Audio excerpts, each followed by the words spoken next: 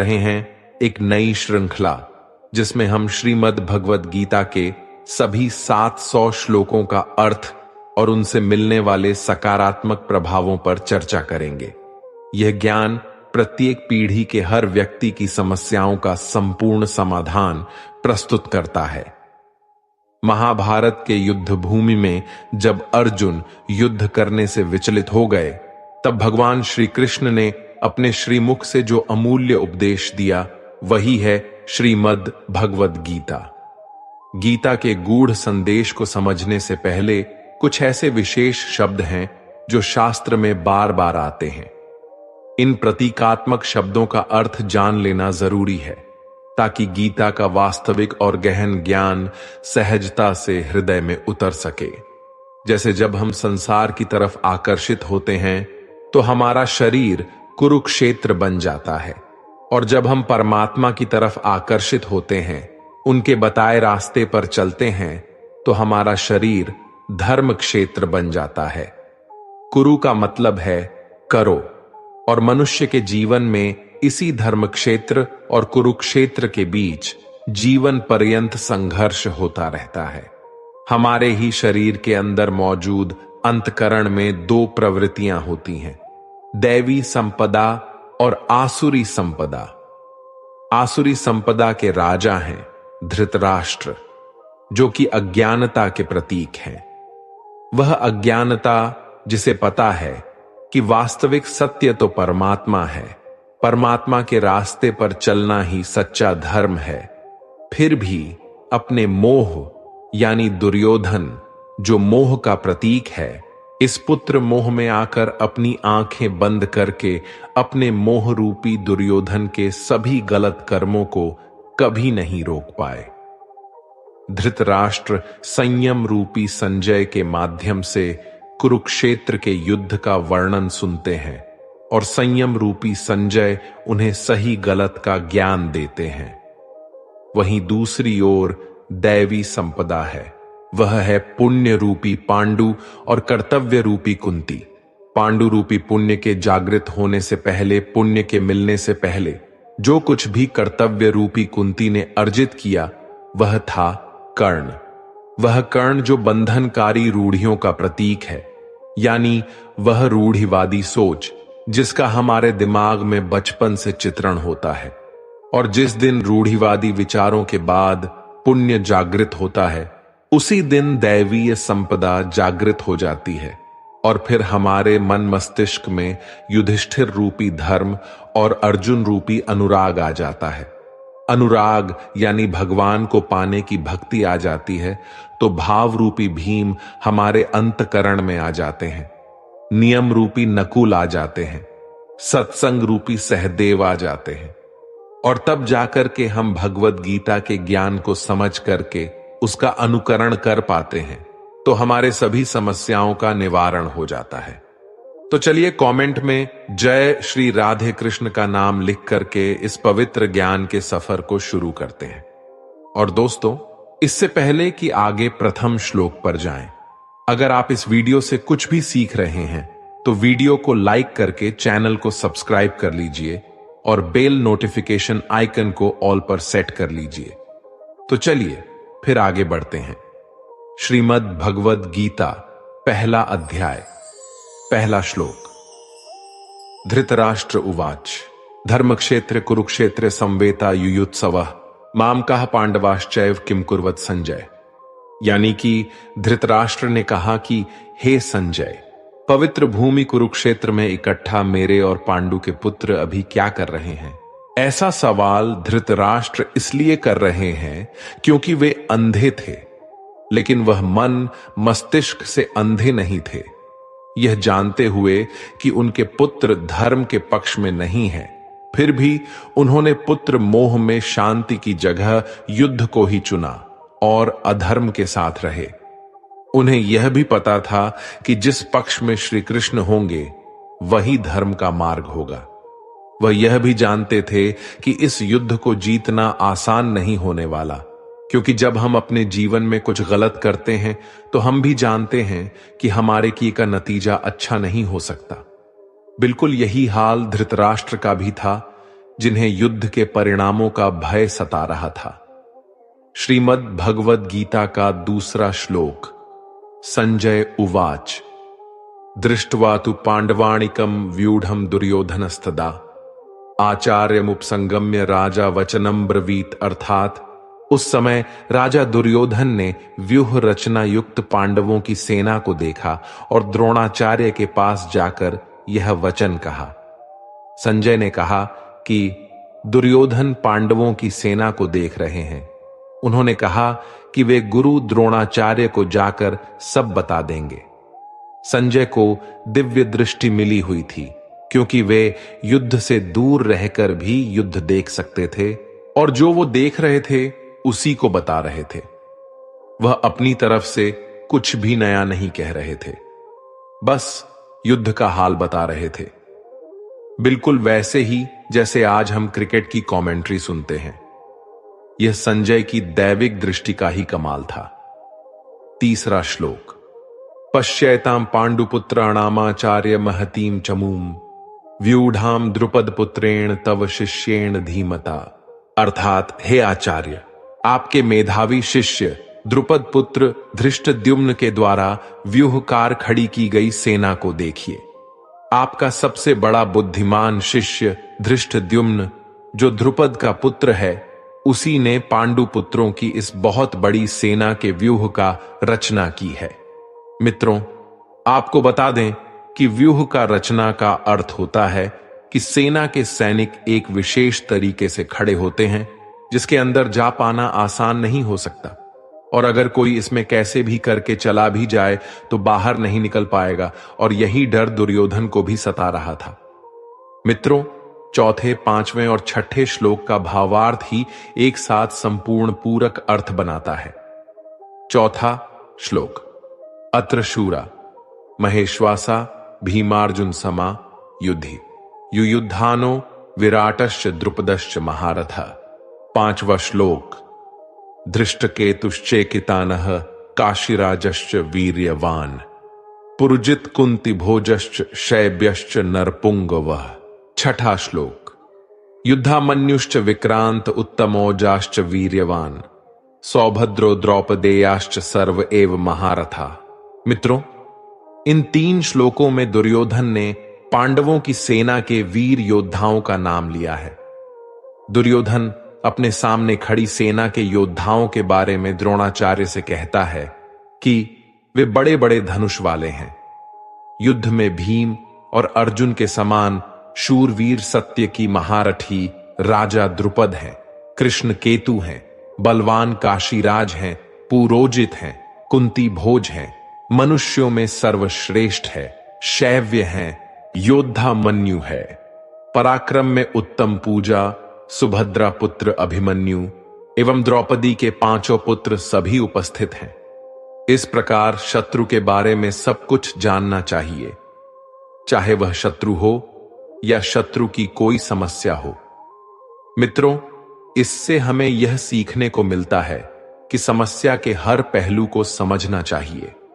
समस्या के प्रत्येक हिस्से के बारे में जानकारी होना चाहिए। जिस तरह दुर्योधन अपने सामने खड़ी सेना का निरीक्षण कर रहे थे। सातवां श्लोक। अस्माकं तु विशिष्टा ये तान् निबोध द्विजोत्तम नायिका मम सैन्यस्य संज्ञार्थम तान् ब्रवीमिते। अर्थात दुर्योधन ने आगे कहा, हे ब्राह्मणों में श्रेष्ठ, आपने पांडवों की सेना के योद्धाओं और उनके प्रमुखों के बारे में तो जान लिया, अब अपने पक्ष के प्रमुखों को भी समझ लीजिए।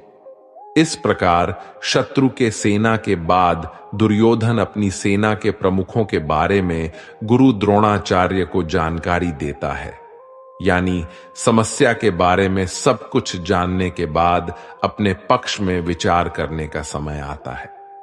दोस्तों, आपके पास क्या क्या मजबूत कड़ी है, यह जानना बहुत आवश्यक है ताकि आप उस समस्या पर विजय प्राप्त कर सकें। आठवां श्लोक। भवान भीष्मश्च कर्णश्च कृपश्च समितिंजयः अश्वत्थामा विकर्णश्च सौमदत्तिस्तथैव च।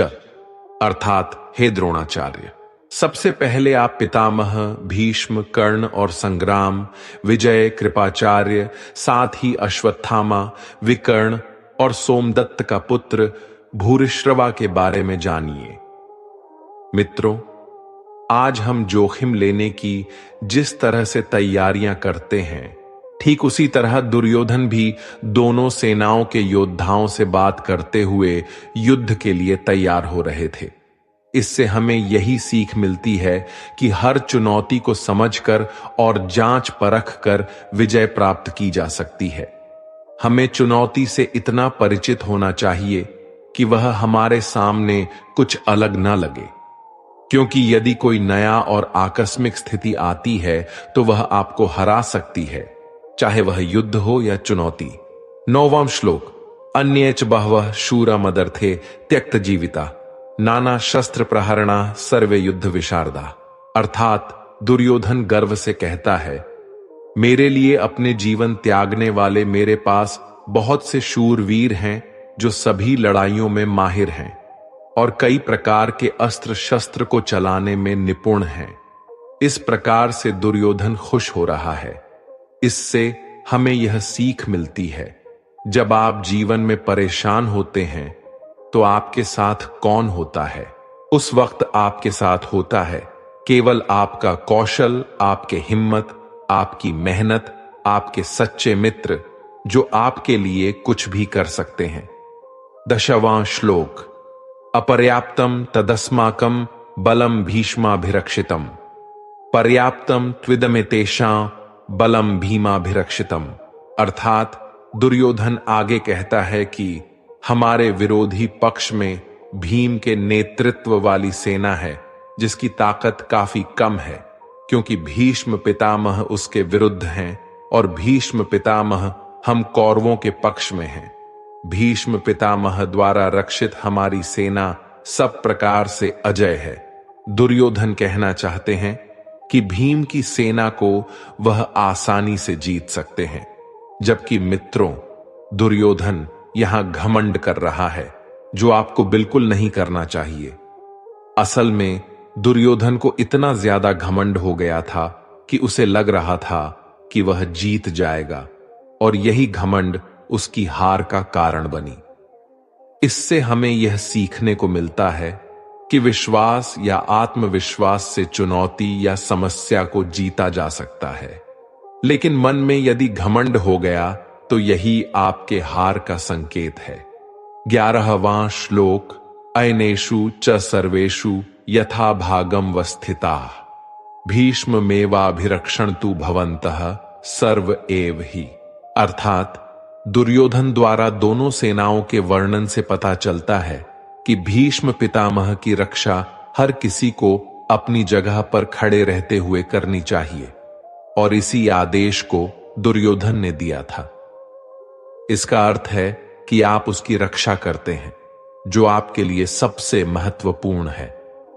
जब आप युद्ध में हैं, जैसे भीष्म पितामह दुर्योधन और उसकी सेना के लिए हैं।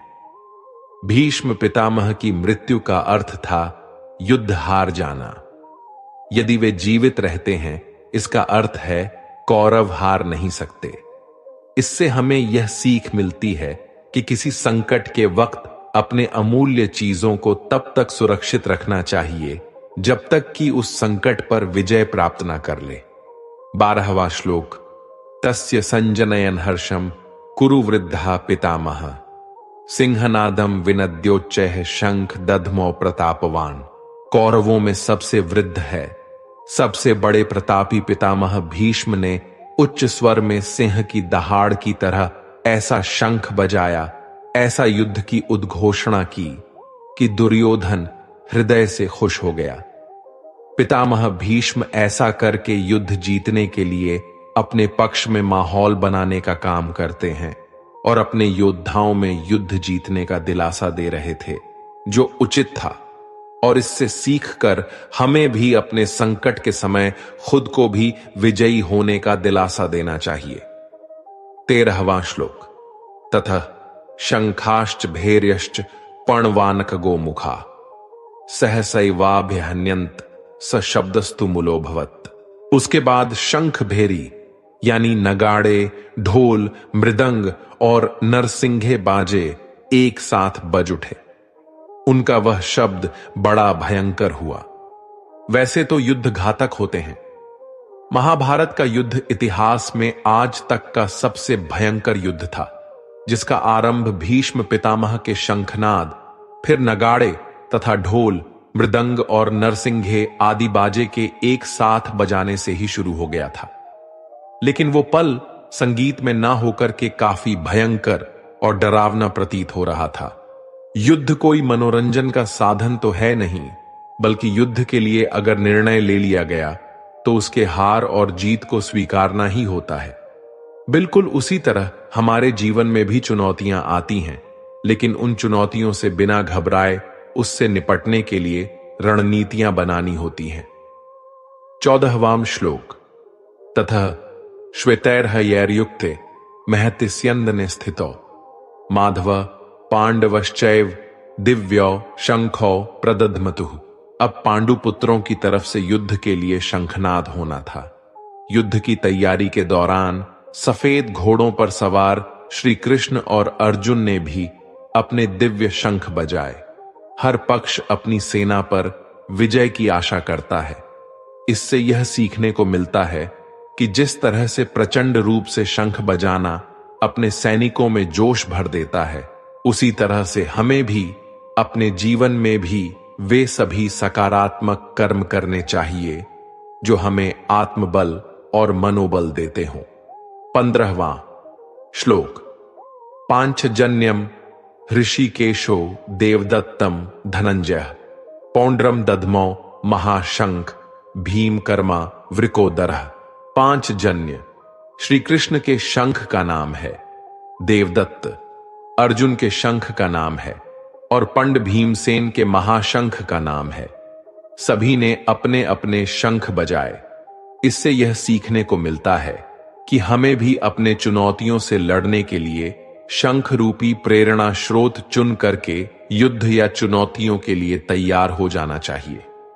कुछ के लिए ये प्रेरणा स्रोत संगीत हो सकते हैं, किसी के लिए भगवान को याद करना और किसी के लिए माता पिता का आशीर्वाद प्राप्त करना। 16वां श्लोक।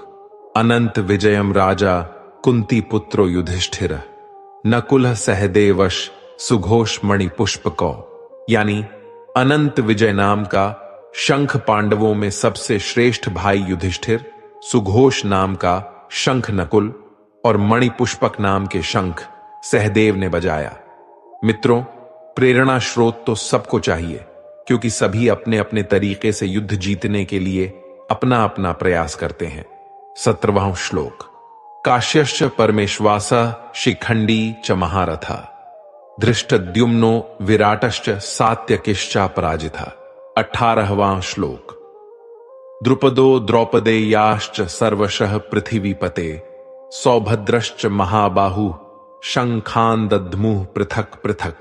संजय ने धृतराष्ट्र से कहा, हे राजन, श्रेष्ठ धनुष वाले काशीराज और महारथी शिखंडी तथा धृष्टद्युम्न एवं राजा विराट और अजय सात्यकी, राजा द्रुपद और द्रौपदी के 5 पुत्र और लंबी लंबी भुजाओं वाली सुभद्रा पुत्र अभिमन्यु, इन सभी ने सब ओर से अलग अलग अपने अपने शंख बजाए।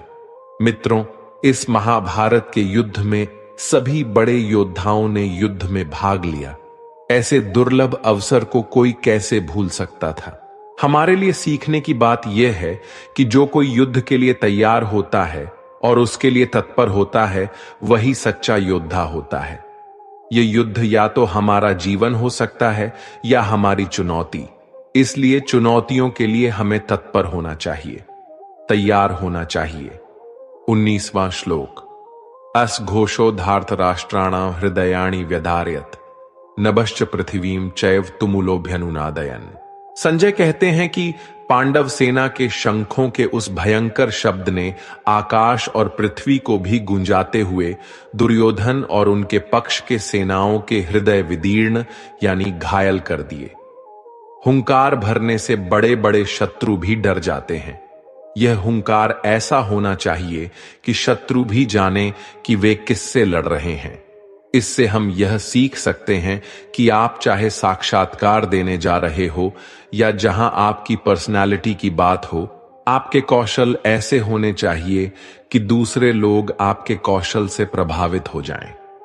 20वीं श्लोक। अथ व्यवस्थितान् दृष्ट्वा धार्थ राष्ट्रान् कपिध्वजः प्रवृत्ति शस्त्र संपाते धनुरुद्यम्य पांडव। 21वां श्लोक। ऋषिकेशम तदा वाक्यमिदमः महीपते सेनयोरुभयोर मध्य रथम स्थापयमेच्युत। यानी धृतराष्ट्र से संबंधित सेना डटे हुए थे। अर्जुन उन्हें देखता है, फिर ऋषिकेश अपना धनुष उठाकर श्री कृष्ण से कहते हैं, मेरे रथ को दोनों सेनाओं के बीच में ले चलिए। हे अच्युत, मेरे रथ को दोनों सेनाओं के बीच में ले चलिए। अच्युत का अर्थ है अटल, निरंतर, जो नष्ट नहीं हो सकता, और इसलिए श्री कृष्ण को अच्युत नाम से भी जाना जाता है। अर्जुन ने श्री कृष्ण से दोनों सेनाओं के बीच पर जाने को कहा।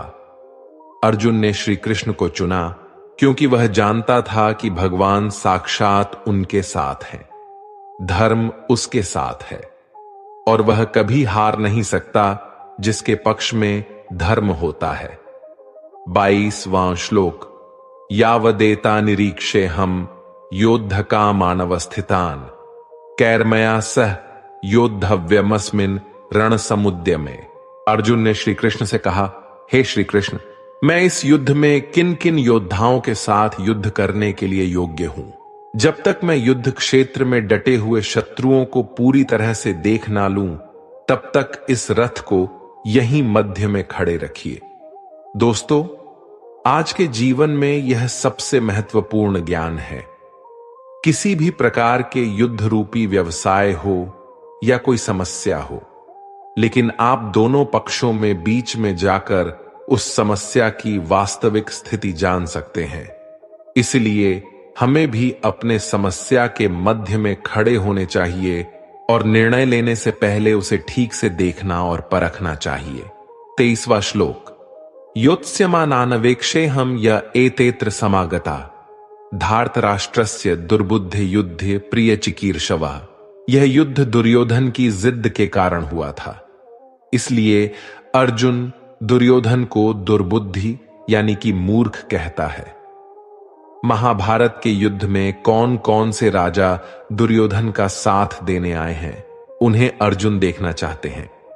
यह जरूरी नहीं कि आपका शत्रु सही हो, शत्रु शायद गलत तरीके से आपसे युद्ध में जीतना चाहता हो। इसलिए अर्जुन अपने सारथी श्री कृष्ण से दोनों सेनाओं के बीच में अपने रथ को ले जाने के लिए आग्रह करता है। इस प्रकार युद्ध की शुरुआत तभी करनी चाहिए जब आप अपने शत्रु को अच्छे से जांच परख चुके हो। 24वां श्लोक। संजय उवाच एव मुक्तो हृषिकेशो गुडाकेशेन भारत सेनयोरुभयोर मध्ये स्थापयित्वा रथोत्तमम् भीष्म द्रोण प्रमुखतः सर्वेषां च महीक्षिताम् उवाच पार्थ पश्यैतान् संवेतान् कुरुनीति।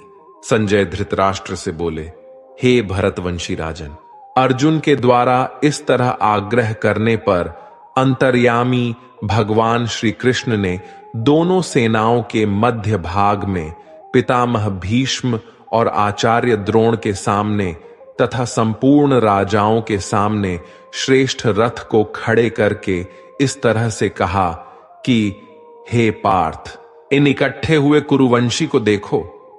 पार्थ नाम से अर्जुन को श्री कृष्ण संबोधन कहते हैं। वह पार्थ जो अब कुछ समय बाद शंकाओं में घिरने वाला होता है। उसी तरह हम भी पार्थ हो सकते हैं और अर्जुन की भांति जब हम अपने आप को शंकाओं या संकट से घिरा पाते हैं और सच्चे मन से श्री कृष्ण को स्मरण करते हैं, तो मदद करने के लिए श्री कृष्ण अवश्य ही आते हैं।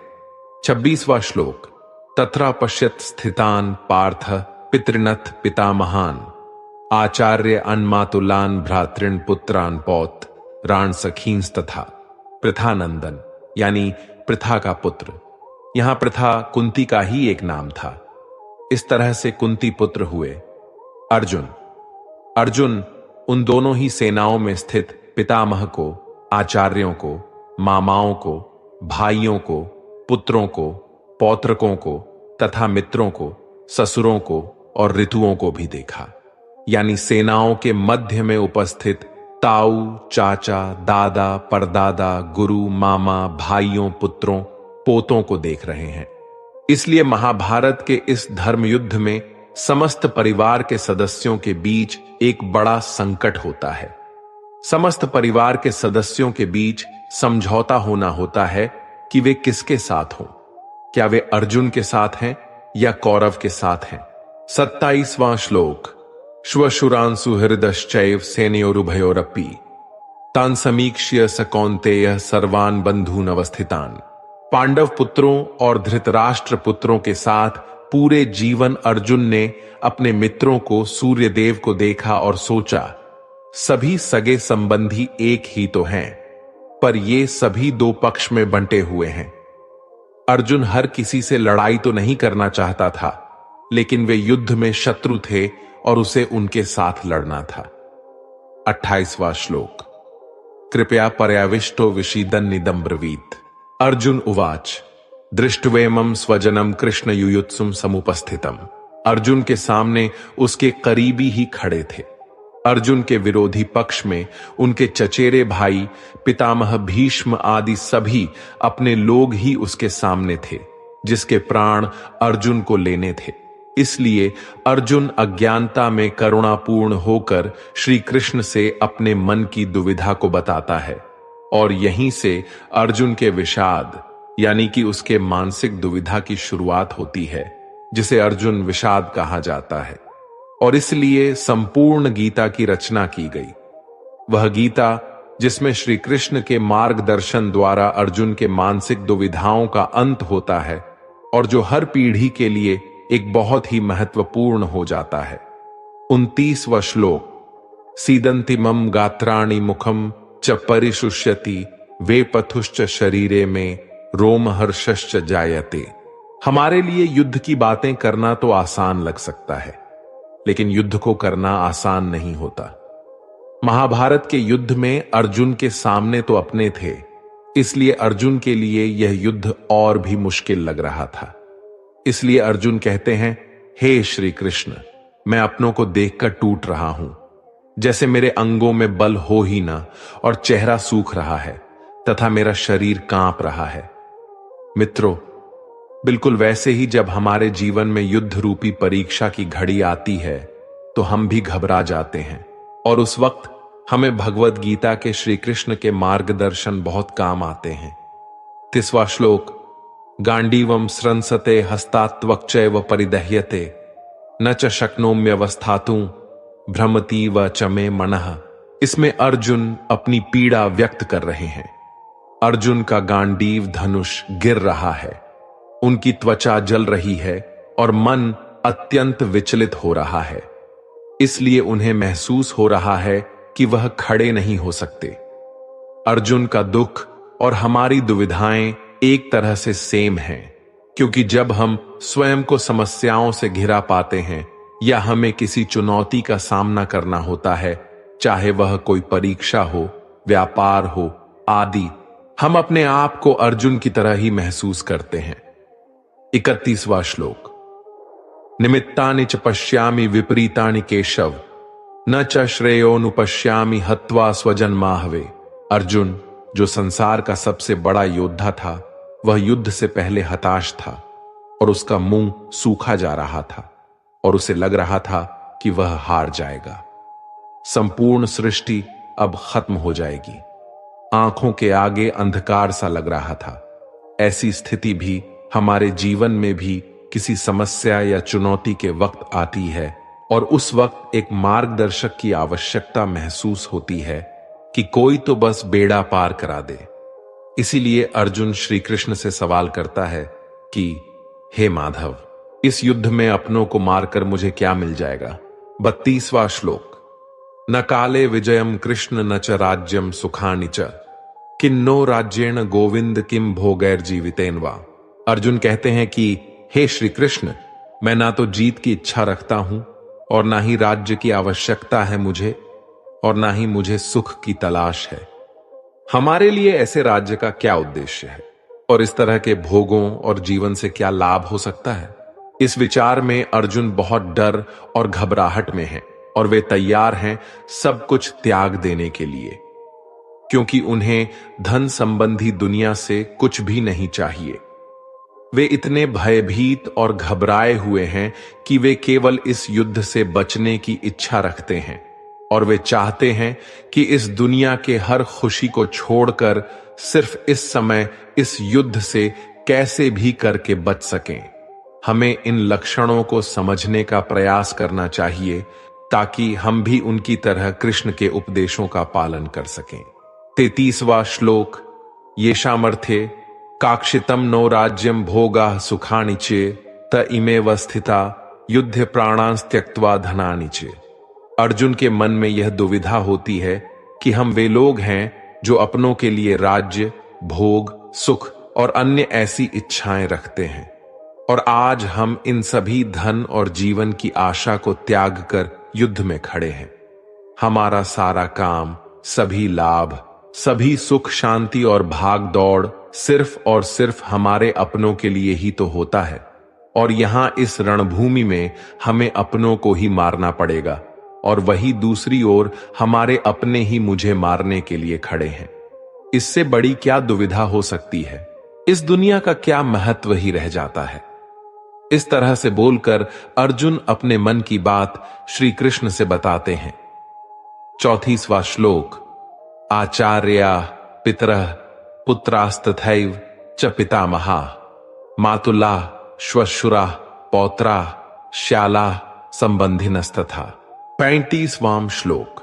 एतान्न हन्तुमिच्छामि नतोपि मधुसूदन अपि त्रैलोक्य राज्यस्य हेतोः किम नु महि कृते।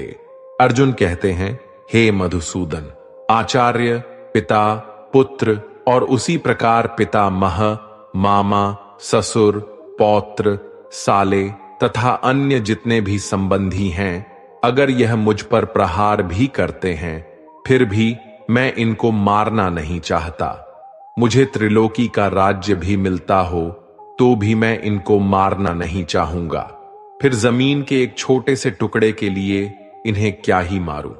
36वां श्लोक। निहत्य धार्थ राष्ट्रान्नः का प्रीतिः स्यात् जनार्दन पाप में वाश्रयेदस्मान हत्वैतानाथताइनः।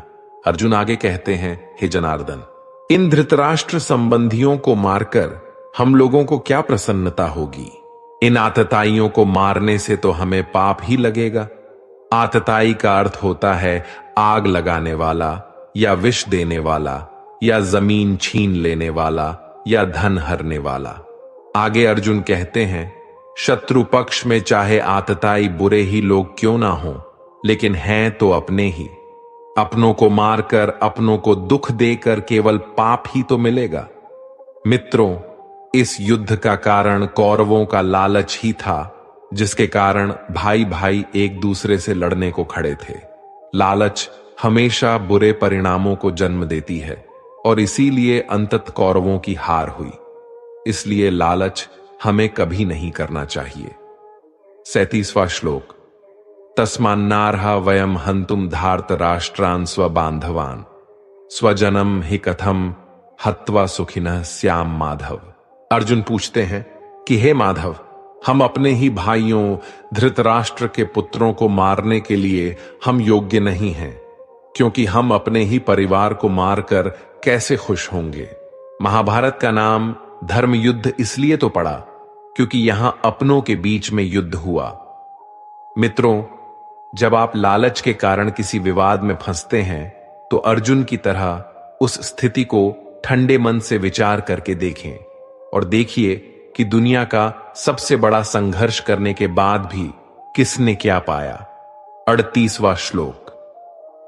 यद्यपेतेन पश्यन्ति लोभोपहत चेतसः कुलक्षय कृतम दोषम मित्र द्रोहेच्च पातकम। 29वां श्लोक। कथम न ज्ञेयमस्माभिः पापादस्मा निवर्तितुम कुलक्षय कृतम दोषम प्रपश्यद्भिर्जनार्दन। अर्जुन ने इन 2 श्लोकों में अपने मन की दुविधा को बताया है। अर्जुन कहता है कि हे माधव, आपका शत्रु किसी भी बुराई को किसी भी हद तक करने को तैयार है। ये लोभ से भ्रष्ट हुए दुर्योधन आदि अगर हमें मारकर अपने कुल को समाप्त करता है या अपने मित्रों से जो द्वेष करता है, तो इससे होने वाले पाप से वह अज्ञान है। लेकिन इस दोष और पाप को जानने वाले हम लोगों को क्या इस युद्ध को त्यागना नहीं चाहिए? अर्जुन के शब्दों में हमें एक गहरी दुविधा दिखाई देती है। वे यह सोच रहे हैं कि क्या एक युद्ध में अपने दुश्मनों को मारकर उन्हें पाप से बचाया जा सकता है, जबकि वे खुद को और अपने परिवार को दुख पहुंचा रहे हैं।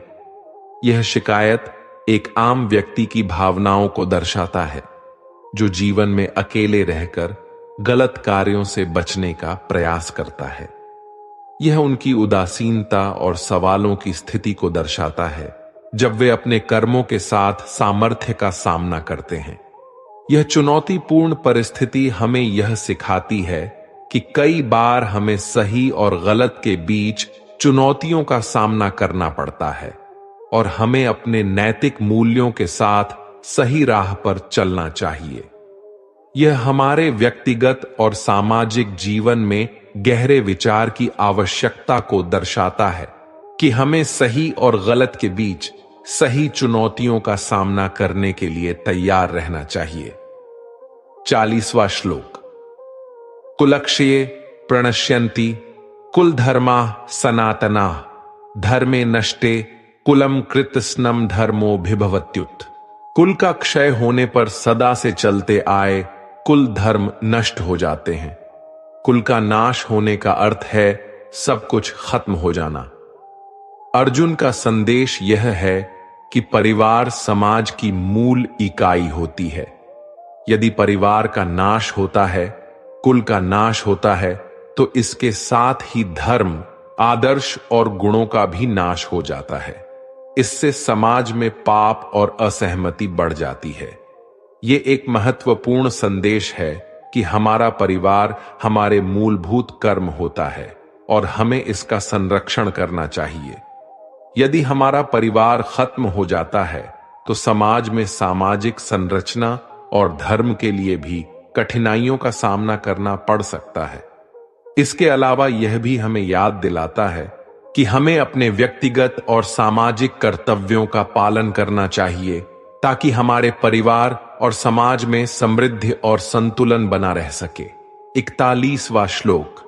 अधर्माभिभवात् कृष्ण प्रदुष्यन्ति कुलस्त्रियः स्त्रीषु दुष्टासु वार्ष्णेय जायते वर्ण संकरः।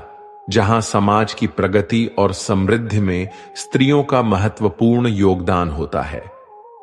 परिवार और समाज के विकास में महिलाएं महत्वपूर्ण भूमिका निभाती हैं और घर की बनावट से लेकर समाज के निर्माण तक स्त्रियों का सहयोग अत्यधिक महत्वपूर्ण होता है। अर्जुन कह रहे हैं कि अगर समाज में स्त्रियां दूषित हो जाती हैं, करप्ट हो जाती हैं, तो उसका समाज पर बहुत बुरा प्रभाव पड़ता है। यह समझना चाहिए कि स्त्री शक्ति समाज की आत्मा होती है और उनके सहयोग के बिना समाज का विकास संभव नहीं है। समाज में स्त्रियों का समर्थन और सामाजिक समरसता बनाए रखने के लिए समय समय पर कई महत्वपूर्ण कदम उठाने चाहिए, ताकि वर्ण संकर और सामाजिक संकटों से बचा जा सके। 42वां श्लोक। संकरो नरकायैव कुलजानाम कुलस्य च पतंति पितरो ह्येषाम लुप्त पिंडोदक क्रियाः। वर्ण संकर का अर्थ यहां है जहां जातीय या सामाजिक मूल्यों का सम्मान नहीं किया जाता है, और जब गलत वर्णों के मिलने से संतान का जन्म होता है तो सब कुछ खत्म हो जाता है।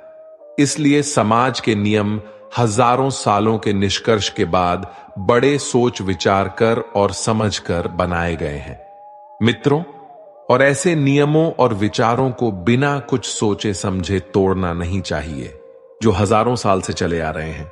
अर्जुन यही कहते हैं, हे कृष्ण, वर्णसंकर कुल घातियों को नरक में ले जाने के लिए ही होता है, और बिना श्राद्ध और तर्पण हुए उनके पितरों का भी पतन हो जाता है।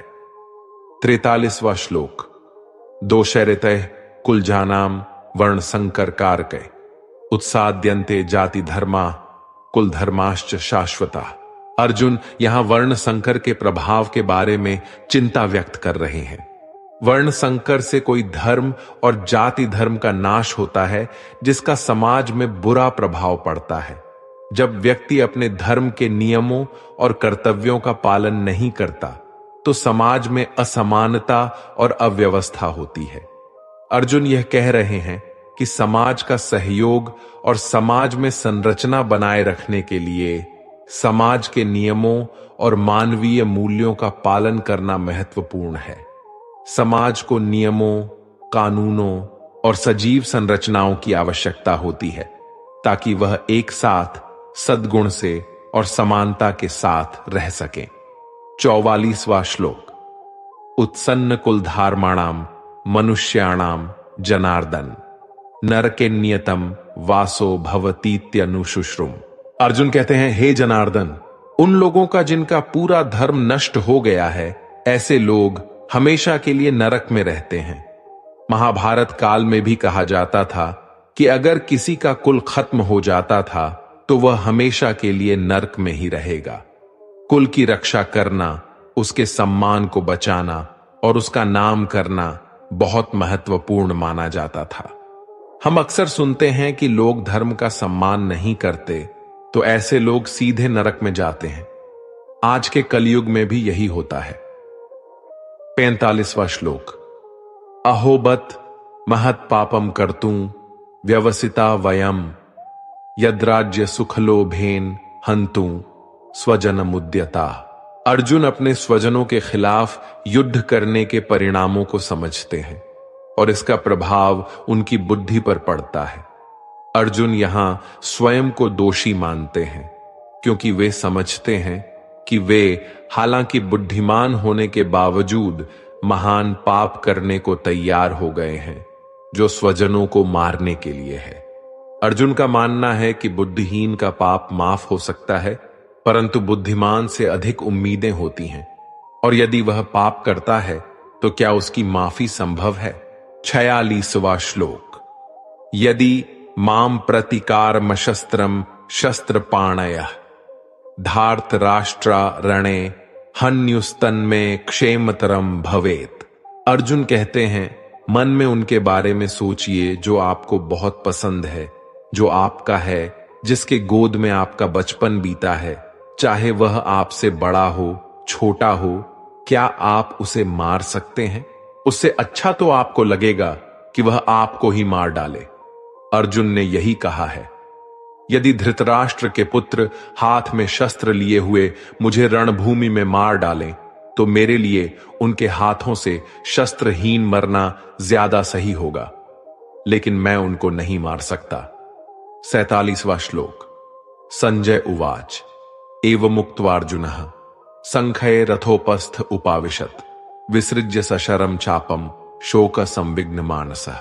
यहां संजय कहते हैं, हे धृतराष्ट्र, रणभूमि में दुख से घबराए हुए अर्जुन अपने बाण और धनुष को त्याग करके रथ के पीछे जाकर बैठ गए हैं और उनके चेहरे पर परेशानी और दुख साफ साफ झलक रही है।